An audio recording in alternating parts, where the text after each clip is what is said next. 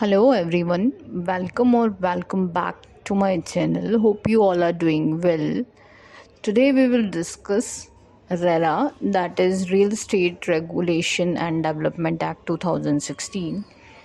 Basically, the Real Estate Regulation and Development Act 2016 is an act of the Parliament of India which seeks to protect home buyers as well as help boost investment in the real estate sector. The Act establishes a real estate regulatory authority, that is RERA, in each state for regulation of the real estate sector and also act as an adjudicating body for speedy dispute resolution. This bill was passed by the Rajya Sabha on 10th March 2016 and by Lok Sabha on 15th March 2016. The Act came into force on 1st May 2016 with 61 of 92 sections notified. The remaining provision came into force on 1st May 2017. The central government and state governments are liable to notify the rules under the Act within a statutory period of 6 months. The RERA Act 2016 has been divided into 10 chapters, which is further categorized into 92 sections.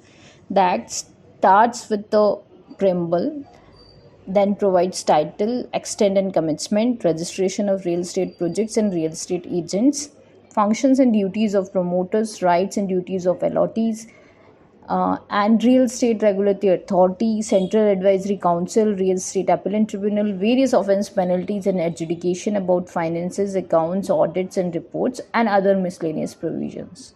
So it is further categorized into the chapters. First chapter is the primary, that is a preliminary, 1 to 2 sections. Then second one is the registration of real estate projects and real estate agents, which is under section 3 to 10. Functions and duties of the promoters came under section 11 to 18.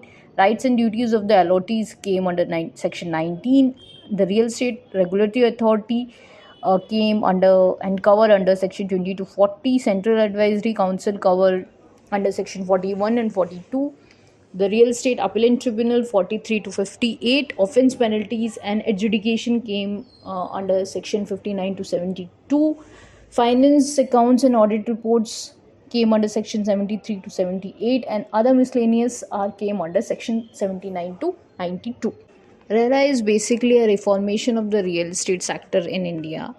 See, every nation needs infrastructure for its development, which is quite obvious, which gives birth to construction and real estate business in the country. So today, India is the growing economy in the world, and the real estate sector is one of the most globally recognized sector in India. Directly or indirectly, we can say the real estate sector of India contributes to over 15 to 20% of India's GDP. The housing sector alone contributes 5 to 6% to the country's GDP.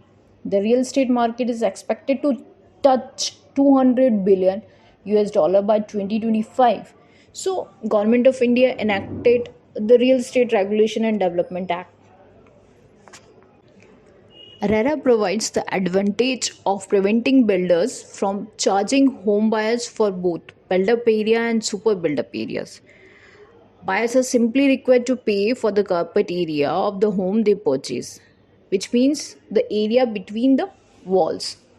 The idea of the act was to offer complete transparency to the property buyers regarding the development of the houses in which they are investing, as well as in the monetary transaction between both the parties, which means the builder and home buyers. As per the Act RERA, builders need to follow few specific rules and regulation, and failing to do so can lead to the buyers filing a formal legal complaint against the builders.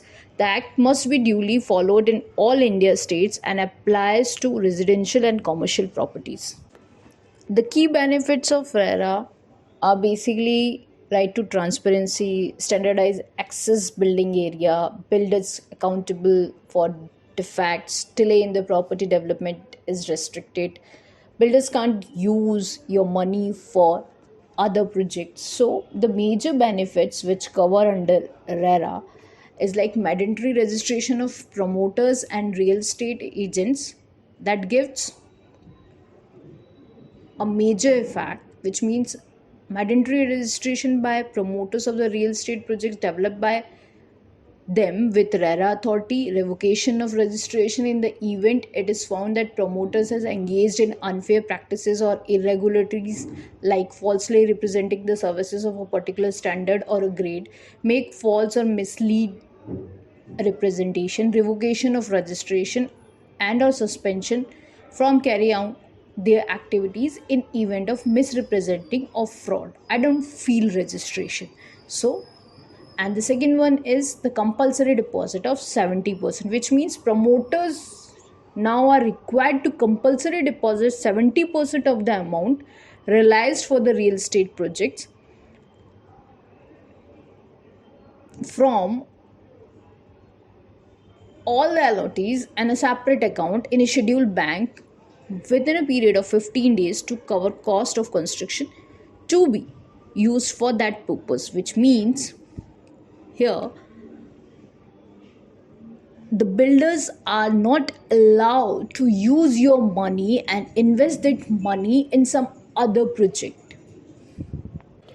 The purpose of the Act of RERA is to protect transparency, accountability, and efficiency in real estates. Ever since this act has came to power, the malpractices and frauds relating to real estate have been eliminated, and there has been a proper process in which the builder works. It safeguards the interest of both the parties without either of them feeling like less privileged one. After implementing the act, real estate investment mostly in metropolitan cities it has increased. Here the question arises that which kind of projects came under RERA. So the answer is all commercial and residential projects included plotted development, project measuring more than 500 square meter or 8 units, projects without completion certificate before commencement of the act. The project is only for the purpose of renovation, repair, redevelopment, which does not involve reallotment and marketing, advertising, selling. All new allotment of any apartment, common plot, or building in the real estate project will not came under RERA. In fact, we can say that without registration with the RERA administration, no project can even be initiated. Before commencing the project, the developer had to provide specifics about it and provide frequent updates via RERA on its website. As a result, both purchasing and selling such property are prohibited.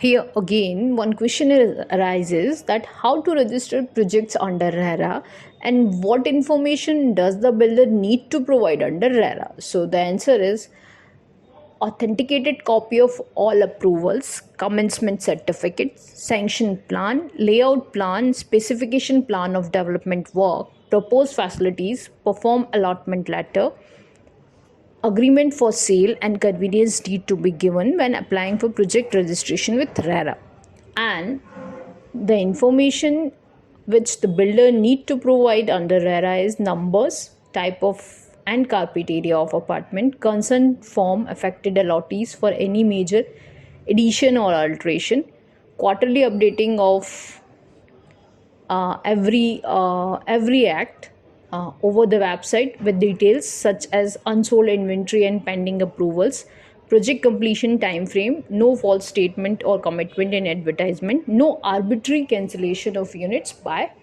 promoters. Of the major section of the act which everybody need to look are section 3, section 9, section 10, section 14, and so on.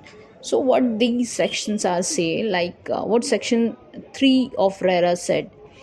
Section 3 subsection 1 of the RERA acts lay out that a promoter shall not advertise, market, book, sale, or offer for sale or invites person to purchase in any manner any plot, apartment, or building in any real estate project or a part of it in any planning, development, and municipal area without registering the real estate project with the real estate regulatory authority. Section 9 provides the procedure for registration of real estate agents. Section 9 subsection 1 provides that a real agent shall facilitate the sale or purchase of or action on behalf of any person, to facilitate the sale or purchase of any plot, apartment, or building, as the case may be. In real estate project or a part of it, being the part of the real estate project, register under Section 3, being sold by the promoters in any planning area only after obtaining the register under this section, which means that no agent can sell any project without obtaining RERA registration. Agent's RERA number needs to be documented in every sale facilitated by him or her. Registration need to be renewed. Registration can be revoked or blocked if any breach is made to the condition of registration for a specified time. Section 10 said that functions of real estate agents, every real estate agents registered under Section 9 shall not facilitate the sale or purchase of any plot, apartment, or building, as the case may be, in a real estate project or part of it being sold by the promoter in any planning area which is not registered with the authority. Maintain and preserve such books of accounts, records, and documents as may prescribed. Not involve himself in any unfair trade practices, like the practice of making any statement, whether rudely or in writing or by visible representation, which falsely represents that the services are of a particular standard or a grade, represents that the promoter or himself has approval or affiliation which such promoter or himself does not have, make a false or misleading representation concerning the services, and so on. Here again, one big question arises that when and how should you file a complaint under RERA? So the answer is complaint can be filed under Section 31 of the Real Estate Regulation and Development Act 2016, either with the Real Estate Regulatory Authority or with the adjudicating officer. Such complaint may be against promoter, LOTs, or real estate agents. Most state government rules made apparent to the RERA have laid out the procedure and form in which such application can be made. In the case of Chandigarh, UT, or Uttar Pradesh, for instance, these are placed as Form M or Form N. Common with most other state and union territories also, a complaint under the RERA is required to be in the form prescribed under respective state rules. The complaint can be filed with respect to project registered under RERA within the prescribed time limit for violation or contravention of provisions of the Act or the rules or regulation framed under RERA. For cases pending before the NCDRC or the Consumer Forum, the complainants or allottees can withdraw the case and approach the authority under the other offense, except complaint under Section 12, 14, 18, and 19 can be filed before the RERA authority. So, filing a complaint under RERA against ARIN developers is now convenient and simple. The Real Estate Regulation and Development Act RERA 2016 is designed to ensure timely recovery of money or possession of the property to the buyers. However, complainants are required to pay a service fee to the respective state authority for it. So, this is all for today. Hope you enjoy my video. Please like and subscribe the same. Have a good day. Thank you.